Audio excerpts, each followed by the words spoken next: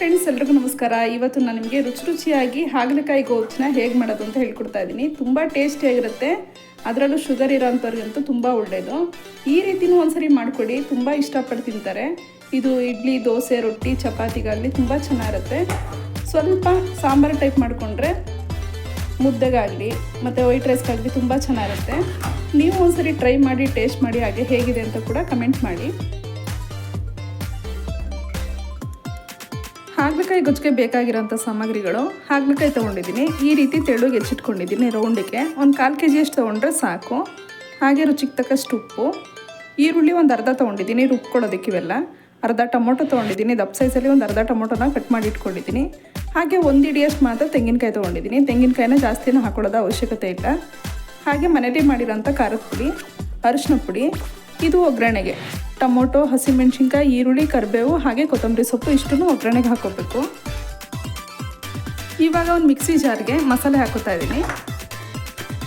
ಅರ್ಧ ಈರುಳ್ಳಿ, ಸ್ವಲ್ಪನೇ ಹಾಕೋಬೇಕು, ಜಾಸ್ತಿ ಮಸಾಲೆ ಹಾಕೋಬಾರ್ದು. 1/4 kg ನಾವು ಹಾಗಲಕಾಯಿ ತೊಗೊಂಡ್ರೆ ಇಷ್ಟು ಮಸಾಲೆ ಹಾಕ್ಕೊಂಡ್ರೆ ಸಾಕು. ಒಂದು ಅರ್ಧ ಟೊಮೊಟೊ, 1 ಹಿಡಿಯಷ್ಟು ಮಾತ್ರ ಹಸಿ ಕೊಬ್ಬರಿ ತೊಗೊಂಡಿದ್ದೀನಿ. ಹಾಗೆ ಖಾರ ನಿಮ್ಗೆ ಎಷ್ಟು ಬೇಕಷ್ಟು ನೋಡಿ ಹಾಕ್ಕೊಳ್ಳಿ. ನಾನು ಸ್ವಲ್ಪ ಜಾಸ್ತಿನೇ ಹಾಕೋತಾ ಇದ್ದೀನಿ. ಒಂದು 3 ಸ್ಪೂನಷ್ಟು ಖಾರದ ಪುಡಿ ಹಾಕೋತಾ ಇದ್ದೀನಿ.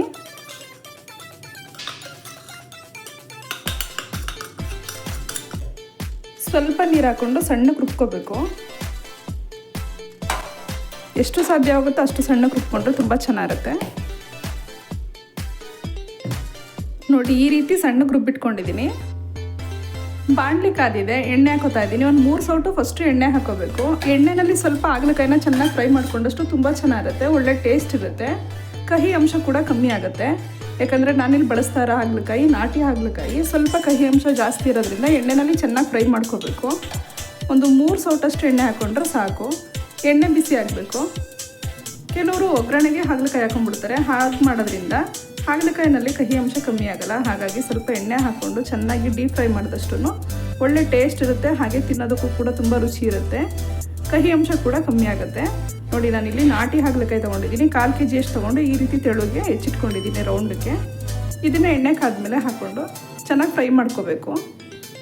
ಎಣ್ಣೆ ಕಾಯ್ತಾ ಇದೆ. ನೋಡಿ, ಈಗ ಹಾಗಲಕಾಯಿನಲ್ಲಿ ಸ್ವಲ್ಪ ಬೀಜಗಳಿರುತ್ತೆ. ಈ ಬೀಜಗಳನ್ನ ತೆಗೆದುಬಿಡಬೇಕು, ಇಲ್ಲಾಂದರೆ ಅದು ಸ್ವಲ್ಪ ಕಹಿ ಅಂಶ ಜಾಸ್ತಿ ಆಗುತ್ತೆ. ಹಾಗಾಗಿ ಬೀಜಗಳನ್ನ ತೆಗಿಬೇಕು. ಎಣ್ಣೆ ಕಾದಿದೆ, ಹಾಗಲಕಾಯಿ ಹಾಕೋತಾ ಇದ್ದೀನಿ.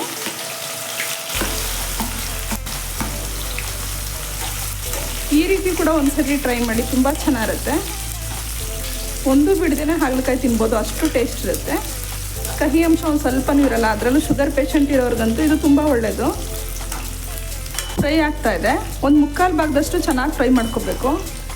ಎಣ್ಣೆನೆಲ್ಲ ಸ್ವಲ್ಪ ಬಾಡ್ದಷ್ಟು ತುಂಬ ಚೆನ್ನಾಗಿರುತ್ತೆ, ಒಳ್ಳೆ ರುಚಿ ಇರುತ್ತೆ. ನೋಡಿ, ಫ್ರೈ ಆಗ್ತಾ ಇದೆ. ಈ ಎಣ್ಣೆನ ಮತ್ತೆ ಬೇರೆ ಅಡುಗೆಗಳಿಗೂ ಉಪಯೋಗಿಸ್ಕೋಬೋದು. ಈ ರೀತಿ ತಿರುಗಿಸ್ಕೊತಾ ಇದ್ರೆ ನೀಟಾಗಿ ಎಲ್ಲ ಕಡೆ ಚೆನ್ನಾಗಿ ಫ್ರೈ ಆಗುತ್ತೆ. ಒಂದೇ ಕಡೆ ಬಿಡಬಾರ್ದು, ಸ್ವಲ್ಪ ಈ ರೀತಿ ತಿರುಗಿಸ್ಕೊತಾನೆ ಇರಬೇಕು. ಹಾಗಲಕಾಯಿನಲ್ಲಿ 2 ಟೈಪ್ ಬರುತ್ತೆ.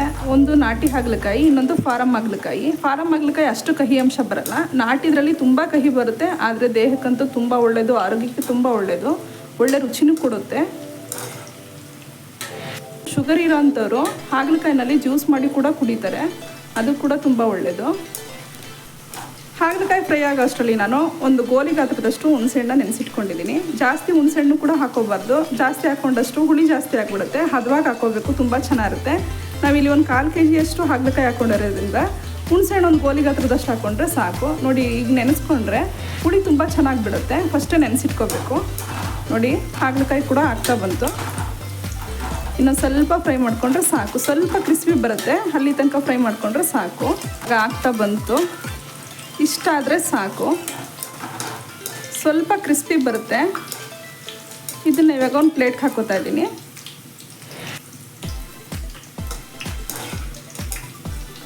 ಸ್ವಲ್ಪ ಎಣ್ಣೆನ ನೀಟಾಗಿ ಸೋರ್ಸ್ ಹಾಕೋಬೇಕು.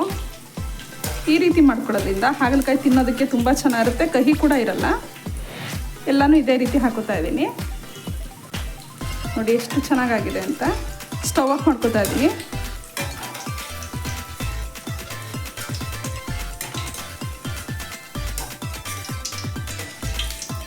ಬೀಜಗಳನ್ನ ತೆಗೆದಿಟ್ಕೊಬಿಡ್ಬೇಕು. ಬೀಜಗಳು ಹಾಕಿದಷ್ಟು ಕಹಿ ಜಾಸ್ತಿ ಆಗುತ್ತೆ, ಅದಷ್ಟು ಚೆನ್ನಾಗಿರಲ್ಲ. ಹಾಗಾಗಿ ಬೀಜಗಳನ್ನ ಸಪ್ರೇಟ್ ಮಾಡ್ಕೋಬೇಕು. ನೋಡಿ ಹಾಗಲಕಾಯಿನ ಫ್ರೈ ಮಾಡ್ಕೊಂಡಾಗಿದೆ. ಇವಾಗ ನಾವು ಗೊಜ್ಜಿಗೆ ಒಗ್ಗರಣೆ ಕೊಟ್ಕೋಬೇಕು. ಈ ಎಣ್ಣೆನ ವೇಸ್ಟ್ ಮಾಡೋದಕ್ಕೆ ಹೋಗ್ಬಾರ್ದು, ಬೇರೆ ಅಡುಗೆಗಳಿಗೆ ಉಪಯೋಗಿಸ್ಕೋಬೋದು. ಮತ್ತೆ ಒಂದು ಅರ್ಧ ಸೌಟಷ್ಟು ಎಣ್ಣೆನ ಉಳಿಸ್ಕೊತಾ ಇದ್ದೀನಿ. ಮತ್ತೆ ಬಾಣಲಿನ ಬಿಸಿಗಿಟ್ಕೊಂಡಿದ್ದೀನಿ. ಎಣ್ಣೆ ಆಲ್ರೆಡಿ ಬಿಸಿಯಾಗಿರೋದ್ರಿಂದ ಮತ್ತೆ ಎಕ್ಸ್ಟ್ರಾ ಬಿಸಿ ಮಾಡ್ಕೊಳ್ಳೋ ಅವಶ್ಯಕತೆ ಇಲ್ಲ. ಎಣ್ಣೆ ಕಾದಿದೆ. 1 ಸ್ಪೂನಷ್ಟು ಸಾಸಿವೆ ಹಾಕೋತಾ ಇದ್ದೀನಿ. ನಾನಿಲ್ಲಿ ಸಣ್ಣ ಸಾಸಿವೆ ತೊಗೊಂಡಿದ್ದೀನಿ. ಸಾಸಿವೆ ಚಟಾಪಟ ಅಂತ ಚೆನ್ನಾಗಿ ಸಿಡಿಬೇಕು. ಇವಾಗ ಹಸಿಮೆಣ್ಸಿನ್ಕಾಯಿ ಹಾಕೋತಾ ಇದ್ದೀನಿ. ನಾನಿಲ್ಲಿ ಒಂದು 3 ಹಸಿಮೆಣ್ಸಿನ್ಕಾಯಿನ ಉದ್ದಕ್ಕೆ ಸೀಳಿಟ್ಕೊಂಡಿದ್ದೀನಿ. ಹಾಗೆ ಕರಿಬೇವು ಒಂದು 20 ಎಲೆ ತೊಗೊಂಡಿದ್ದೀನಿ. ಈರುಳ್ಳಿ ಹಾಕೋತಾ ಇದ್ದೀನಿ. ಒಂದು ದಪ್ಪ ಸೈಜಲ್ಲಿ ಈರುಳ್ಳಿನ ಈ ರೀತಿ ಹೆಚ್ಚಿಟ್ಕೊಂಡಿದ್ದೀನಿ. ಈರುಳ್ಳಿ ಸ್ವಲ್ಪ ಬ್ರೌನ್ ಆಗೋ ತನಕ ಫ್ರೈ ಮಾಡ್ಕೋಬೇಕು. ತೀರಾ ಡೀಪ್ ಫ್ರೈ ಏನು ಮಾಡೋದೇನು ಬೇಕಾಗಿಲ್ಲ, ಮೀಡಿಯಮ್ ಫ್ರೈ ಮಾಡಿಕೊಂಡ್ರೆ ಸಾಕು. ನೋಡಿ ಸಾಕು, ಇಷ್ಟು ಫ್ರೈ ಮಾಡಿಕೊಂಡ್ರೆ ತೀರಾ ಡೀಪ್ ಫ್ರೈ ಮಾಡೋ ಅವಶ್ಯಕತೆ ಏನಿಲ್ಲ. ಇವಾಗ ಟೊಮೊಟೊ ಹಾಕೋತಾ ಇದ್ದೀನಿ. ನಾನಿಲ್ಲಿ ಒಂದು ಮೀಡಿಯಮ್ ಸೈಜಲ್ಲಿ ಟೊಮೊಟೊ ತೊಗೊಂಡು ಹೆಚ್ಚಿಟ್ಕೊಂಡಿದ್ದೀನಿ. ಟೊಮೊಟೊ ಮೆತ್ತಗಾಗೋ ತನಕ ಫ್ರೈ ಮಾಡ್ಕೋಬೇಕು. ಹಾಗೆ ಸ್ವಲ್ಪ ಅರಿಶಿನ ಹಾಕೋತಾ ಇದ್ದೀನಿ. ಒಂದು ಸ್ವಲ್ಪ ಹಾಕ್ಕೊಂಡ್ರೆ ಸಾಕು, ಯಾಕಂದರೆ ನಾವು ಖಾರದ ಪುಡಿಗೂ ಹಾಕಿರ್ತೀವಿ, ಹಾಗಾಗಿ ಸ್ವಲ್ಪ ಹಾಕ್ಕೊಂಡಿದ್ದೀನಿ. ನೋಡಿ ಸಾಕು, ಇಷ್ಟು ಫ್ರೈ ಮಾಡಿಕೊಂಡ್ರೆ ಸ್ವಲ್ಪ ಮೆತ್ತಗಾದರೆ ಸಾಕು. ಹುಳಿ ಜೊತೆ ಬೇಯಿಸ್ಕೋಬೇಕು. ಇವಾಗ ಹುಣಸೆಹಣ್ಣು ಹಾಕ್ಕೋಬೇಕು. ಸ್ವಲ್ಪ ಚೆನ್ನಾಗಿ ಕ್ಯೂಚ್ಕೋಬೇಕು. ರಸ ಬಿಡೋ ತನಕ ಚೆನ್ನಾಗಿ ಕ್ಯೂಚ್ಕೊಂಡು ಸೋರಿಸ್ಕೋಬೇಕು. ಯಾಕಂದರೆ ಕಲ್ಲು ಇರುತ್ತೆ, ಹಾಗಾಗಿ ಕಲ್ಲು ತಳದಲ್ಲಿರುತ್ತೆ. ನೀರು ಸ್ವಲ್ಪ ಜಾಸ್ತಿ ಹಾಕ್ಕೊಂಡು ಈ ರೀತಿ ಕ್ಯೂಚ್ಕೋಬೇಕು. ಫಸ್ಟೇ ನೆನೆಸ್ಕೊಂಡ್ರೆ ರಸ ತುಂಬ ಚೆನ್ನಾಗಿ ಬಿಡುತ್ತೆ.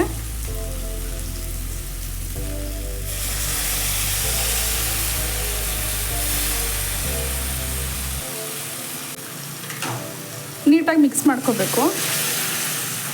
ಹುಳಿ ಚೆನ್ನಾಗಿ ಬೇಯಬೇಕು, ಅವಾಗ ತುಂಬ ಚೆನ್ನಾಗಿರುತ್ತೆ. ಹಸಿ ವಾಸನೆ ಕೂಡ ಚೆನ್ನಾಗಿ ಹೋಗಬೇಕು.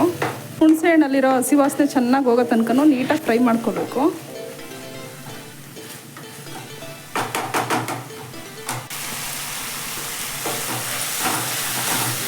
ನೋಡಿ ಚೆನ್ನಾಗಿ ಫ್ರೈ ಆಗಿದೆ. ಎಣ್ಣೆ ಕೂಡ ನೀಟಾಗಿ ಬಿಟ್ಟಿದೆ.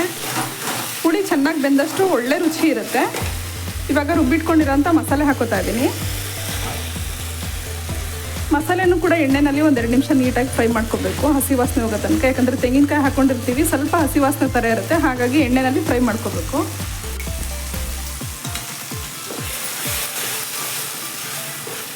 ನಾನು ಸ್ವಲ್ಪ ಖಾರ ಜಾಸ್ತಿನೇ ಹಾಕ್ಕೊಂಡಿದ್ದೀನಿ. ನಮ್ಮ ಮನೇಲಿ ಖಾರನ ಜಾಸ್ತಿನೇ ಉಪಯೋಗಿಸ್ತೀವಿ, ಹಾಗಾಗಿ ನಿಮಗೆ ಎಷ್ಟು ಬೇಕಷ್ಟು ನೋಡಿ ಖಾರ ಹಾಕ್ಕೊಳ್ಳಿ. 1-2 ನಿಮಿಷ ಈ ರೀತಿ ಫ್ರೈ ಮಾಡಿಕೊಂಡ್ರೆ ಹಸಿ ವಾಸನೆ ಚೆನ್ನಾಗಿ ಹೋಗುತ್ತೆ. ಎಣ್ಣೆನ ಸ್ವಲ್ಪ ಫ್ರೈ ಮಾಡಿಕೊಂಡ್ರೆ ಒಳ್ಳೆ ರುಚಿ ಇರುತ್ತೆ. ಮಸಾಲೆಗಳನ್ನ ತಕ್ಷಣಕ್ಕೆ ಹಾಕಿದ ತಕ್ಷಣವೇ ನೀರು ಹಾಕಬಾರ್ದು, ಹಸಿ ವಾಸನೆ ಹೋಗಲ್ಲ, ಸಾಂಬಾರು ಅಂತ ಟೇಸ್ಟ್ ಬರಲ್ಲ. ಗೊಜ್ಜಾಗಲಿ ಸಾಂಬಾರಾಗಲಿ ಸ್ವಲ್ಪ ಈ ರೀತಿ ಫ್ರೈ ಮಾಡ್ಕೊಂಡಷ್ಟು ಒಳ್ಳೆ ರುಚಿ ಇರುತ್ತೆ.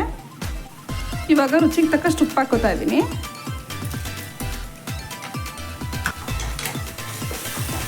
ನೀಟಾಗಿ ಮಿಕ್ಸ್ ಮಾಡ್ಕೋಬೇಕು. ನೋಡಿ ಎಣ್ಣೆ ಆಲ್ರೆಡಿ ಬಿಟ್ಟಿದೆ. ಈ ರೀತಿ ಫ್ರೈ ಮಾಡ್ಕೋಬೇಕು, ಒಳ್ಳೆ ಟೇಸ್ಟ್ ಇರುತ್ತೆ. ಸಾಕು, ಇವಾಗ ಇಷ್ಟು ಫ್ರೈ ಮಾಡಿಕೊಂಡ್ರೆ. ಇವಾಗ ನೀರು ಹಾಕೋತಾ ಇದ್ದೀನಿ. ಗೊಜ್ಜಿಗೆ ನಿಮ್ಗೆ ಎಷ್ಟು ನೀರು ಬೇಕೋ ಅಷ್ಟು ಹಾಕೋಬೋದು, ಇಲ್ಲ ಸಾಂಬಾರು ಟೈಪ್ ಆದರೂ ಮಾಡ್ಕೋಬೋದು. ನಾನಿಲ್ಲೊಂದು ಅರ್ಧ ಲೀಟ್ರಷ್ಟು ನೀರು ಹಾಕೋತಾ ಇದ್ದೀನಿ.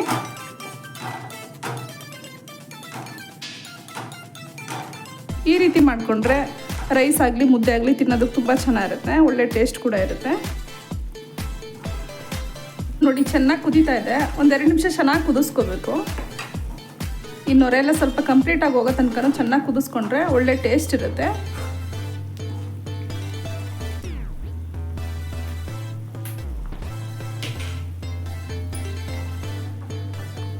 ಇವಾಗ ಚೆನ್ನಾಗಿ ಕುದ್ದಿದೆ.